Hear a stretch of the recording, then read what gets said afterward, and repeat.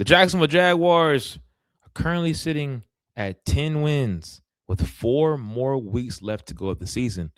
10 wins for the first time since 2017, but they have a chance to grab at least 12 wins for the first time since 2005, which of course was 20 years ago. Welcome back to the Chill Taste Podcast. I'm your host, Darian. And boy, this was another dominating win in all three phases of the game. 48-20 victory over the New York Jets. Yes, of course, it is the New York Jets, but the Jaguars do what many teams have done to us in the past, especially when they are good to great. They beat up on terrible opponents. You don't play with your food, you get it over with, and you have your starters sitting by the fourth quarter.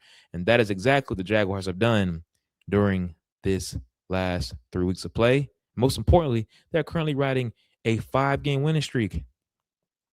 And how many of those games in this 5 game winning streak have our starters been playing in the fourth quarter? Maybe one of them.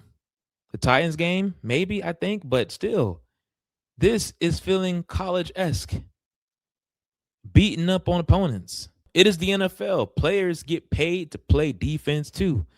But it doesn't matter, man. This Jaguars team is dominating. I have a list of things I want to speak about on this podcast because I have a lot to talk about. A lot. I was supposed to do a preview pod for this game. I'm glad I didn't because, man, I just love when I wait a little bit to see how things materialize and whatnot. Plus, we went to Disney World this week with the family. So, anyways, I had to have some fun myself. But, yeah, man, I mean, I'm talking about what a game. What a game. I mean, this was, before I get into the meat and potatoes of this game, and just from a surface level standpoint, I must say, this was one of those games I sat back and said, man, this team is well coached, well prepared, and these players understand the damn mission. I've been saying that throughout this last 5 weeks or so, right? I've been saying this at a point that has been up and down throughout this season. But I think today is when I really sat back and said, man, this team can be really dangerous, man.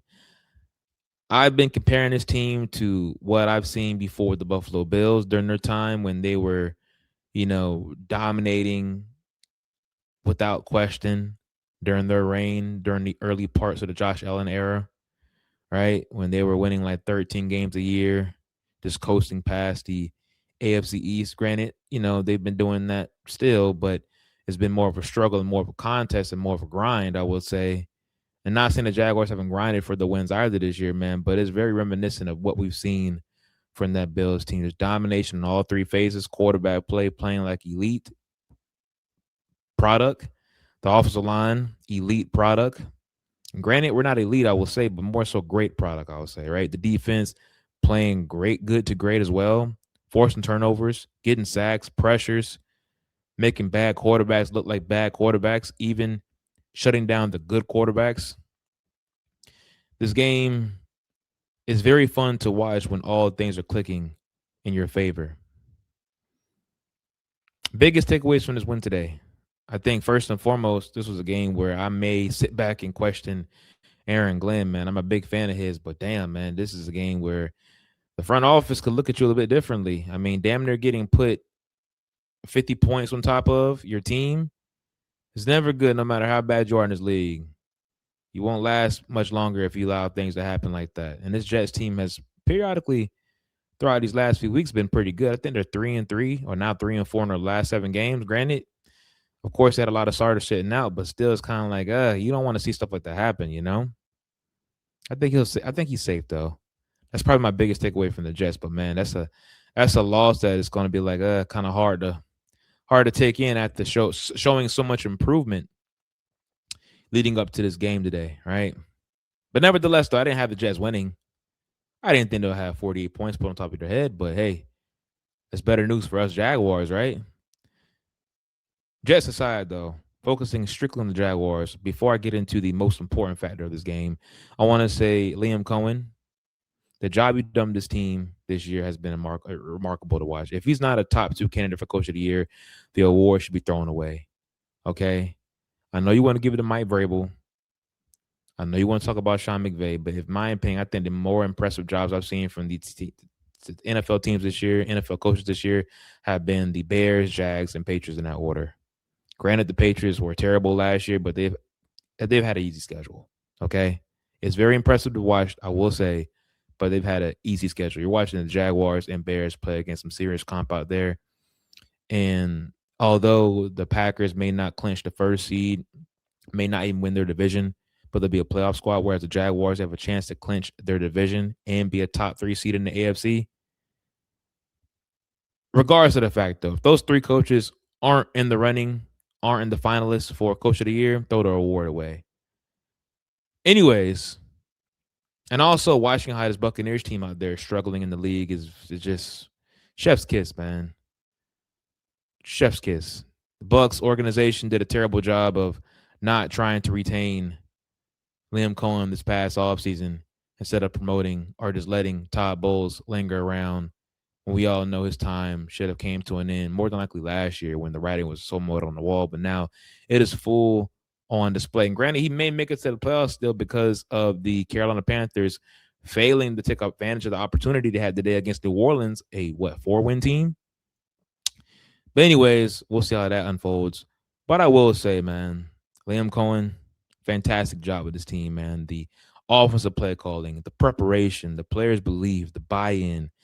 I mean, the coaching staff he brought in, the young guys that I had so many questions about not having that seniority in this league in some facets of their area positioning. I mean, man, what an awesome job I've witnessed, man. And it's not like a thing that more film needs to be out on this Liam Cohen play calling. No, there's not many defenses that can really rock with this offense, man. I mean, you have to have elite personnel on that side of the football to shut this offense down because it is so fascinating to watch the concepts and the dial-ups and the scheme of what Liam Cohen has presented this Jaguars team this year when everything is clicking, and they're clicking at the right time, man.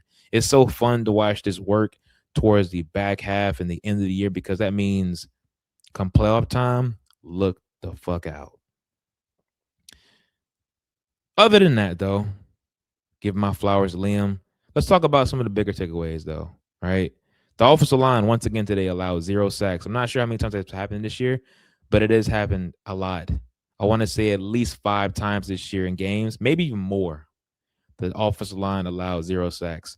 This offensive line has found their groove with the guys up front. Cole Van Lanning, starting left tackle. Shout out to him. Ezra Cleveland, starting right guard. Shout out to him. Robert Hainsey, one of our bigger free agent acquisitions this offseason. Shout out to him. I think you have Robert McCarry on the other side of the line, on the right side. Shout out to him, playing better ball, even though he's dealing with that back issue. And then, of course, you have Anton Harrison, right, developing into his own and turning into a franchise right tackle, right?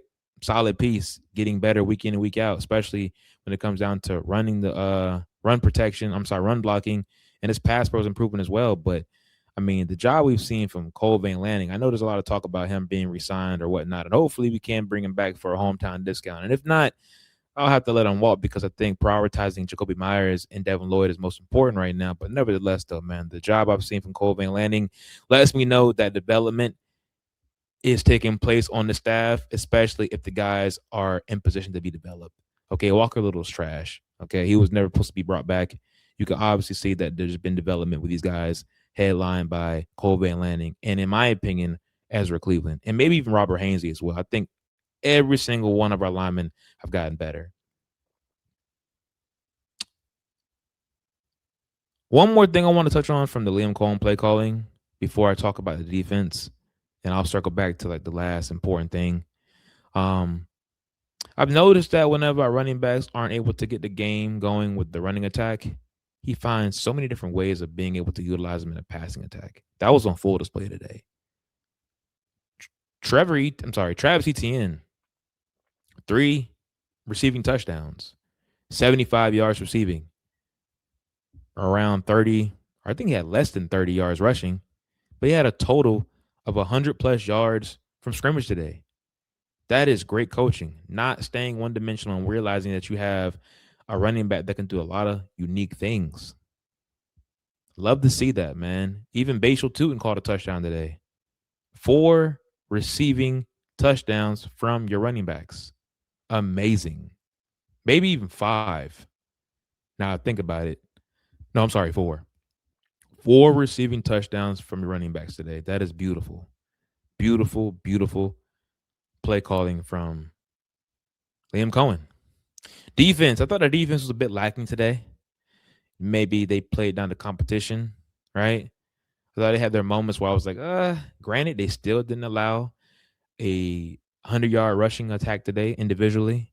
I thought they did a really good job of shutting down Brees Hall without question. I thought Isaiah Davis got busy in the running attack a little bit more than I would like. I think on a couple of those running plays, Eric Murray took some bad angles, but I thought the second half defense definitely stepped up big time. They forced 3 turnovers. Antonio Johnson caught a big time pick to seal the game. He's been playing amazing football. Another development piece we've seen on this team. Ventura Miller caught a touchdown to stop. I'm sorry, caught an interception to stop a touchdown late in the fourth quarter. And also, Monteric Brown, Buster Brown caught an amazing diving pick before halftime. My goodness, that was a crazy interception by Monteric. That low-key reminded me of the interception he caught against the Raiders that helped us kickstart our win over them, right? So forced 3 turnovers, had 3 sacks. BJ Green off the bench, good depth edge rush piece. Hopefully, Danny Strigo can come back after he had a ding up today. We need him during this last stretch of games, right? Because he provides that energizing pass rush boost off the bench.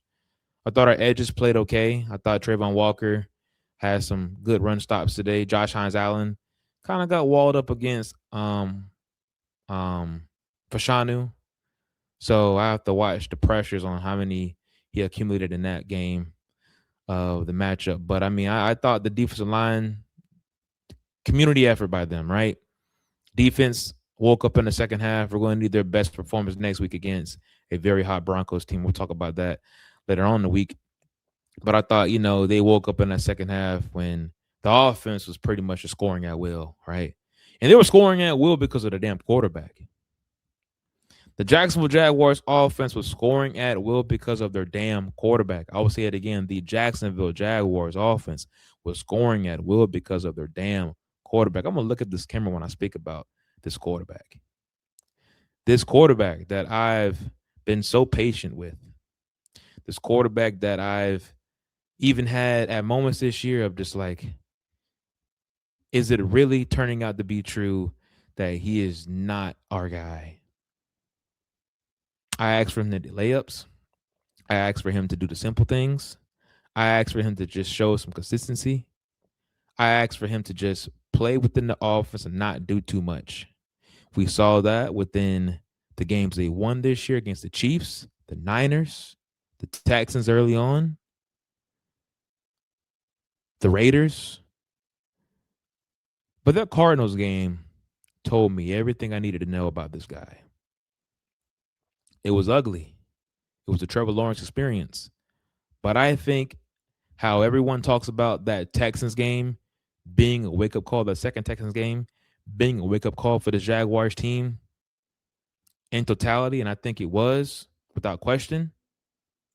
But I think that performance by Trevor Lawrence against the Arizona Cardinals after he threw 3 picks was a wake-up call individually for Trevor Lawrence to say, enough of this. Enough of this. I got to stop playing like a you-know-what. I got to stop overthinking this. I got to stop letting my football instincts take over and stop being so damn robotic and play my damn game. Because or else we're screwed. Enough is enough. Either I'm going to lay down and get rolled over and be the talk of the offseason once again and come into next year with even more on your plate and have to answer more questions and more than likely fumble out that way and be casted away at the end of the 2026 season. And the Jaguars are finding themselves in a new reboot with a new quarterback and you're elsewhere developing and probably having a better all those questions, right? This Baker Mayfields, the Sam Darnolds, right? All those failed quarterbacks at original stops. Am I going to be one of them? And granted, it's not signed and sealed and delivered yet. But that Cardinals game, that performance, that comeback from a mental standpoint of throwing 3 interceptions, or I'm sorry, 4 turnovers, 4 touchdowns, let me know that he was showcasing a bit of difference. And also was Liam saying, enough is enough, dude. I'm holding you accountable. You dug yourself in this hole. Get us out of it. He did. And that was the kickstart of not only, continuation of not only a 5-game winning streak, but also it started up a 5-game streak of Trevor Lawrence playing amazing football. During these last 5 games, Trevor Lawrence has had 14 touchdowns, 16 total touchdowns, 3 interceptions, a 5-0 record, and passing yards that eclipse over 1,200 yards. Today was arguably the greatest game I've seen from a Jaguars quarterback ever. I don't give a damn who the opponent was. 333 yards, 6 total touchdowns, 5 passing, 1 rushing, 50-plus yards rushing, and a percentage of what? 63.9 completion percentage. And the box score doesn't do it any justice. We watched big-time throws, big-time plays, command, control, and the overall confidence within this offense. This was incredible, man. This was not the cherry on top, but now we've had the foundation of consistency, and now we're starting to get, my goodness, man, this is what we've been waiting for these last 5 years. This wasn't a Bills game we've seen in London. This wasn't the performance we saw in 2022 against the Ravens and the Dallas Cowboys. This wasn't a performance we saw any of things we witnessed in 2023 before the injuries. This was a performance where I say a stamped top 10 quarterback. Not consensus, because there's still some doubt out there. But a game like this, and how you can close out this year against the Broncos, Titans, Colts, up next, where you could possibly be sitting at 30 passing touchdowns for the first time in his career. Man, look, I thought this was, it was incredible to watch him today, man. It was incredible. Words can't really explain it, what we witnessed today, man. He is stacking these games, and he's getting better, playing with more confidence. Even the players in the locker room are like, what the hell? Travis Etienne today said that this is the best he's seen Trevor Lawrence play ever in his football career, and he's been with him since his sophomore year at Clemson. Trevor's sophomore year at Clemson, if I'm not mistaken. I'm sorry, his freshman year at Clemson. They came in together. They won a championship together. He won a championship as a freshman. And Etienne is still saying that this is the best he's seen him. He's unconscious right now. That's what I love to hear. That's what we love to see. And it ain't fiction. It's real deal. It is the real deal. And it all credits to Liam Cohen, man. He has fixed Trevor Lawrence. Now it's all about just continuing to do these things. And there's going to be some moments where he slips up, of course. He's going to have some games. But it's all about how you bounce back, how you showcase adversity, and how you pick up from where you left off, getting back to what works best. And that's what we're seeing. But I would tell you this, man. If he's playing like this level of football to close out this year, to go into the playoffs, they're hard to beat. They'll be hard to beat, especially if this offense can go up and put up 25 points in 7 straight games. First time in Jaguars history, the Jaguars can say that.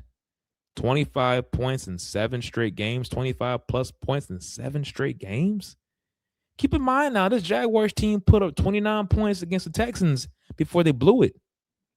The number one defense in football, they put up 29 points. I'm trying to, man. The Jaguars haven't won 10 games since 2017. Well, y'all remember what happened in 2017. Granted, this isn't the Saxonville defense, but I say it's a collective effort of three phases of football just playing out of their mind. It is great. Everything's great. Nothing's elite. Everything is just great. And I'd rather be everything great than be elite on one side and bad on the other.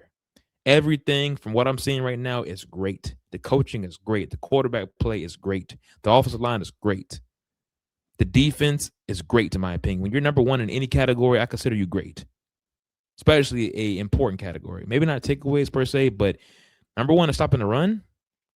Yeah, that's going to pay off come playoff time in cold weather or when quarterbacks are just playing real jittery, making their first playoff starts.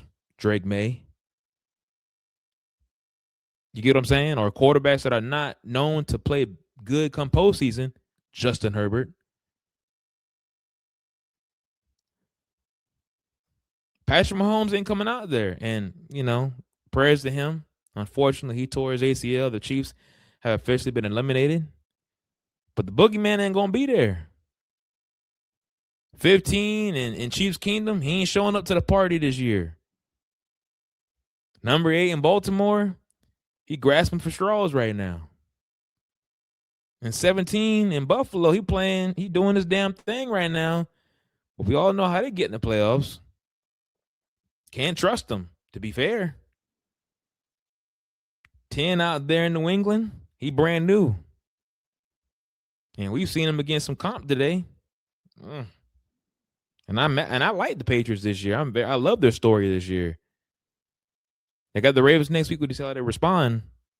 Then you got 10 out there in Denver. We'll see them this Sunday. We'll get some answers. Not the full test, but we'll get some answers on how things look. And I think it's going to be an amazing game, man. We'll talk about that very soon because we got someone out there in the national media that may not be watching it, according to how he breaks down the game. Hello. But anyways, loved it, man. Everything is on the table right now. It's so much parity, so much uncertainty, so much unpredictability right now, man, in this AFC playoff push, and I love it. And I will not dismiss the Texans because I think right now the Jaguars and the Texans, and I'll say this with emphasis, I think the Jaguars and the Texans, outside of the Broncos and Patriots right now, I think they are the two most dangerous teams in the AFC playoff picture right now. And I guess you can throw in Buffalo too, but I don't consider them dangerous. I consider the Jags and Texans dangerous because right now they are currently on the second and third biggest win streaks, if I'm not mistaken, in the NFL right now. Not only that, they're playing their best football at the end of the year. And they specialize in key categories. The Texans have the number one defense in football, whereas the Jaguars have the number one rush defense in football, and they have arguably a top 10 offense in football right now.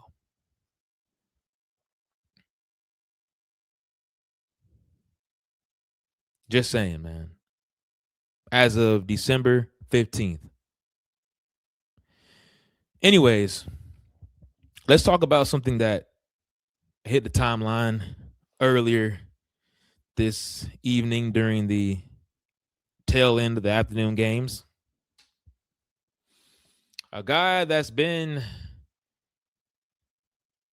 in the landscape of, I guess, shitting on the Jaguars and not being a fan, and not really being a fan, I would say, but having some harsh, critical analysis on this team and also Trevor Lawrence. And I'll say this before I get into my spiel with this, man. I have a very hard time following and listening to said former athletes in football or basketball to talk about the game.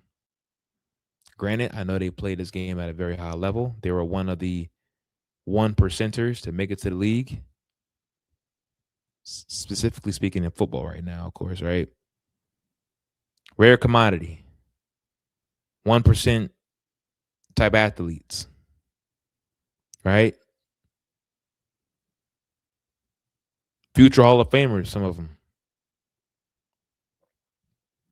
But in certain aspects, I feel like as if when they speak about the game, it's talked about in a negative tone too much that they allow individual biases or just lazy analysts and takes filter how they watch said teams. Earlier today, Richard Sherman was asked by a Jaguar fan because he's been very quiet about the Jaguars as of late. And I'll pull up on the screen for you guys can watch and see.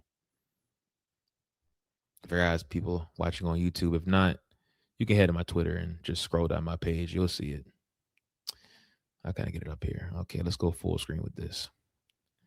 So earlier today, Richard Sherman was asked about, why haven't you been speaking on Trevor Lawrence and the Jags, right? Because he has so much to say during the off season, during the early parts of this year when they were 4-3, and also a lot last year, right? It was always Trevor not living up to the contract, Trevor playing bad, this team being bad, Doug Peterson may not have been the issue, so on and so forth.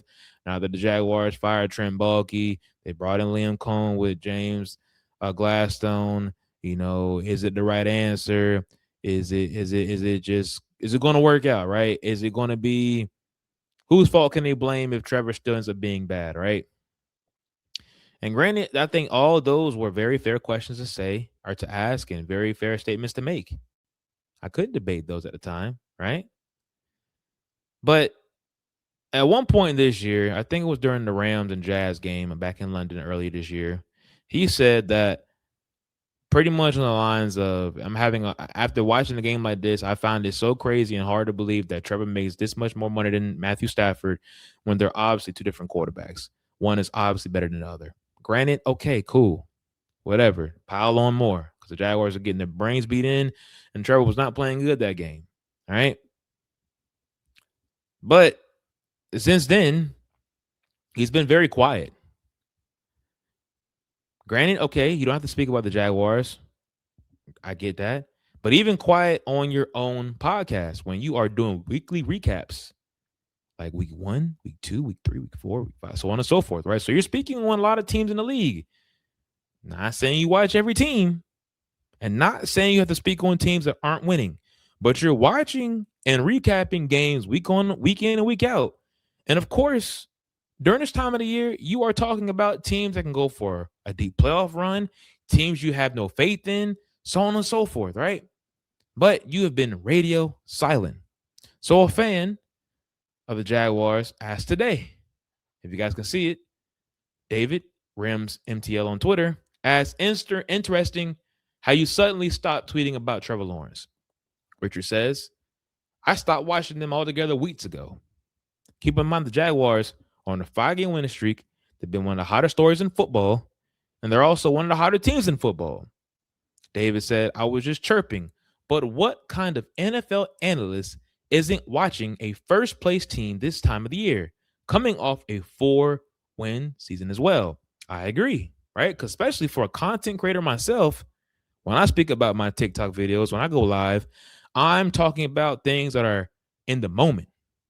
I'm not saying I'm speaking about the 2-12 Giants with all due respect. I'll talk about them later. Or the Raiders or the Titans, right? Because they're not the talk of the town right now, respectfully. But then Richard goes on to say, one, that doesn't need to speak about that team. They aren't on our TNF schedule and aren't the target audience for my podcast. Cool. Stop right there. He's saying the Jaguars weren't on the TNF schedule. I agree. They're not. As an employee for Amazon Prime Thursday Night Football, of course, you have to study and film work on teams you're covering. I get that 100%. Now, granted, from what I heard and remember last week against the Thursday night football slate. Forgot who played, but in slates, especially when they are games where they are talking about things happening around the NFL, playoff races, both AFC and NFC, it gets brought up. And if I'm not mistaken, last week they brought up the AFC playoff race. And of course, the list was right there of teams that are sitting in first place, second place, third place, fourth place, sixth place, so on and so forth, and in the hunt. Every team got talked about in them top categories that were solidified playoff seeding teams. Yet the Jaguars didn't get spoke on. That was across the entire TNF broadcast. Cool. That goes back to what Liam talks about. We ain't going to get the respect. Fine. But this is where I have a problem with. And I'm sorry, as a fan, an NFL content creator, as a small NFL analyst myself, I have a problem with this because he goes on to say they aren't the target audience of his podcast. If they win a playoff game, that will give reason to watch their tape. What?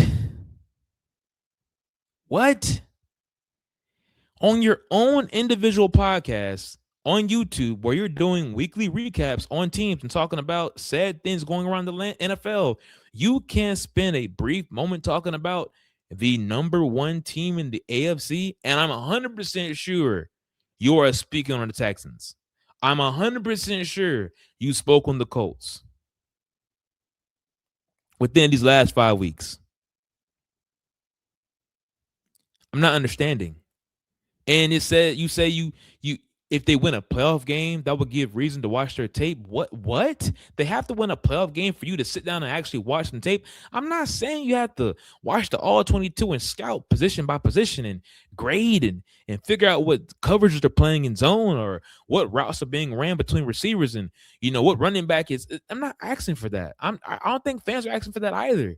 It takes for them to win a playoff game for you to say to watch their tape and you speak on them. That sounds so fucking stupid. It's a cop out. But anyways, it gets even worse. Because at first, I said whatever. Richard is being Richard, man. He's been a weirdo all year about this Jaguar and a lot of other teams too. I'm pretty sure they can vouch for this on how he just talks about these teams in this way. Anyways, David goes on to say 10-14 versus Broncos next week, who currently sit at 11-2. Is going to be the game of the week on Fox. Tom Brady's calling this game. You think Tom Brady hasn't watched the Jaguar game this year? Highlights? Clips? Okay. 10-14 versus Broncos next week. Not a marquee matchup. Question mark. In quotations, by the way, marquee matchup. Of all the teams to be a hater of, a small market team you barely played against just seems random as F. Richard says, which is insane. But I'm glad he said this. The fans have pushed me to dislike them. Really have no care either way about most teams, but when the fans are obnoxious, that changes things. So I said, okay. I said, this is the NFL analyst speaking like this. Sherman is letting the opinions of fans dictate his ability to thoroughly do his damn job. Then I followed up and it kind of went viral at 1.9 views. I said, I can't believe Richard Sherman just admitted that. That's truly embarrassing. It is 100% embarrassing. Without question, you have fans defending him. Some are. I don't know why. And then, I made a joke because Trevor Sikkema, PFF, he watches a lot of games, especially good teams, right? The Jaguars are a good team this year, all right? I like to think so. He said, I'll be watching every snap. I called her and I said, you think Richard Sherman will? Because obviously Richard said, bro, that is so damn lazy in my opinion, bro. That is the laziest, most embarrassing thing I've ever heard a analyst say. And granted, I know a lot of them don't watch film. I could tell by the way they talk. Shady McCoy, LaShawn McCoy. He said this week, and I really can't stand when he talks about the game. And I really hate that he was forced on FS1 to speak about the NBA landscape because he knows nothing about that side of the game either. Not enough, in my opinion. But he said on his nightcap thing with Acho, I forgot the name of it. I'm sorry, but I forgot the name of it. But I gotta pull up his tweet too because it was insane. Insane. Let me see. Let me go to my bookmarks. Where we at? Let's get out of here. Mm. Uh Bookmarks. I bookmarked. Okay, yes, it was on his speakeasy with Emmanuel Acho. He said if Shedeur Sanders beats Caleb Williams, he's better than Caleb Williams. He said that last week. Granted, the Bears came out there and dismantled the Browns, and Shedeur Sanders played terrible. But in my opinion, the performance by Shedeur Sanders should not dictate if he is better than Caleb Williams or not, because he is not. One game was not going to decipher that. One game was not going to decide that. But you have players that speak about the game and give these shitty hot takes and say stuff like that and wonder why. Anyways, I don't like that. I don't like it's whatever with Shady McCoy, but more so Richard Sherman. You have people out there that really take their job serious as content creators, NFL analysts, media reps that take their game serious. They take their job serious and are talking about one of the hotter teams in the NFL right now. You don't have to be talking about the Giants, the Raiders, Titans, the Saints. I'm not saying, because everyone's saying, well, you can't watch all 32 teams, and maybe the fan base was being toxic in his comment section, so maybe that's why he dialed back talking about it. Bro, what? Dallas Cowboys are one of the more toxic fan bases all in the NFL. He's been talking about Shedeur Sanders. That's a fan base that is extremely toxic right now. Save the toxic talk. Save the small market talk. Oh, the Jaguars, they're a small market team. No one cares about them. Someone said last year no one's cared about the Vikings when they were winning games. Shut the hell up. Yes, they were talking about the Vikings. Sam Darnold was one of the better stories in football last year. Shut that shit up. You sound stupid defending this. It's embarrassing. It's embarrassing. And I hope this tweet gets enough traction for where Richard Sherman has to come out and speak on it and say, or even talk about, okay, like, oh, I just dropped the thing I talked about the Jaguar fans and da da da da da. Like, it's an annoying fan base, and he may not, but I feel like that is extremely embarrassing, man. That is extremely embarrassing to admit that you don't watch tape. Not even do you watch tape, but you don't watch current events. What are you watching then, Richard? What are you watching then? Talking about that doesn't cover my region of the podcast. You're not a team-centric podcast.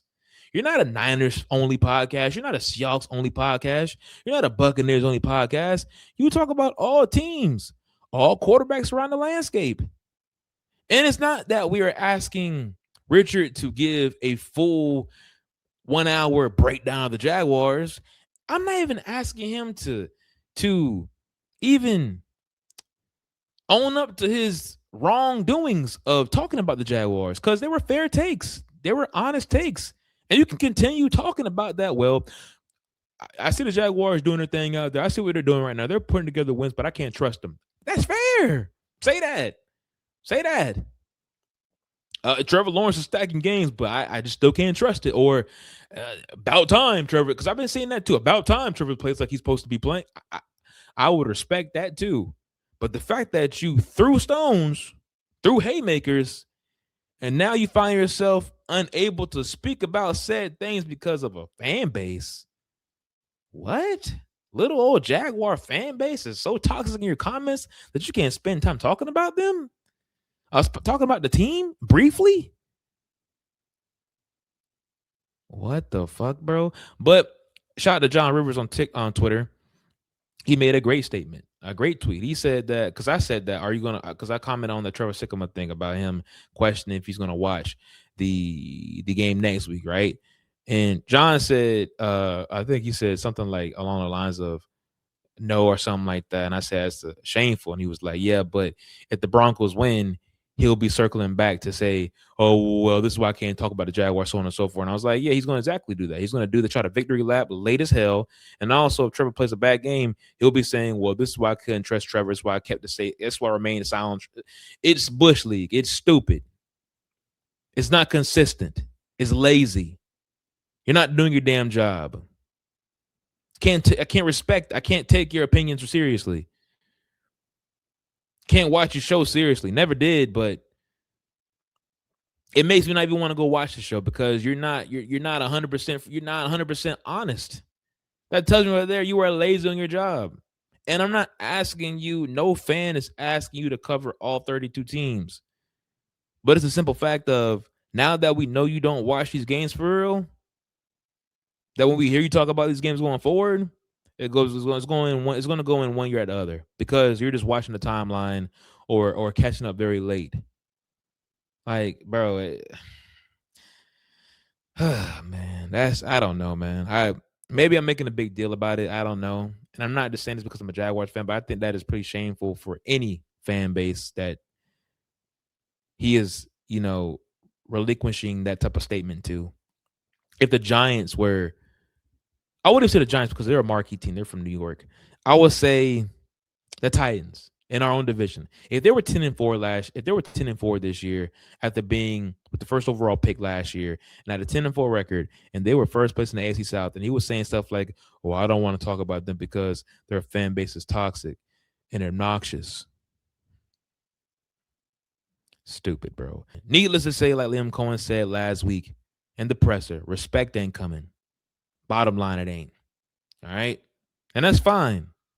But when you hear stuff like that, bro, I can't rock with. I can't respect you as an analyst. And honestly, I look at you differently as a man because you out here having these takes about certain things, and you can't even simply just follow through with just commenting on them or readdressing them. Anyways, respect ain't coming. We got to continue to earn it. Next one up is the Broncos. We'll talk more about that next week. But as of right now, let's live in the moment. Victory Monday. Enjoy your Monday. Enjoy the performance. Go back and watch the tape. Go back and watch the highlights, because that was an awesome game from this team. But I'm excited for that Broncos game because that is a second test, in my opinion, to the playoffs. Maybe third test. That Chargers game a few weeks ago was a good test. Okay? Colts game, you passed that test. That Broncos game, I'm not sure what to expect from that matchup right now. I'm going in not expecting to lose, but I'm really looking forward to seeing how they play on the road in a hostile environment. Mile high, thin air, high altitude. How would they play? Because they may have to go there later in the year, or in January, I should say. Not later in the year, come January. So we'll see how they respond. We'll see how they answer the call. And maybe, just maybe, they knock off another giant in the AFC playoff race. But until next time, man, that is a wrap. I thank y'all so much for tapping in. Thank you for the subs. Thank you for the comments. Thank you for the likes. Thank you for the views. So on and so forth, man. I am very appreciative of all the traction I've been getting on this channel as of late. But until next time, that is a wrap. And I'll see y'all next episode.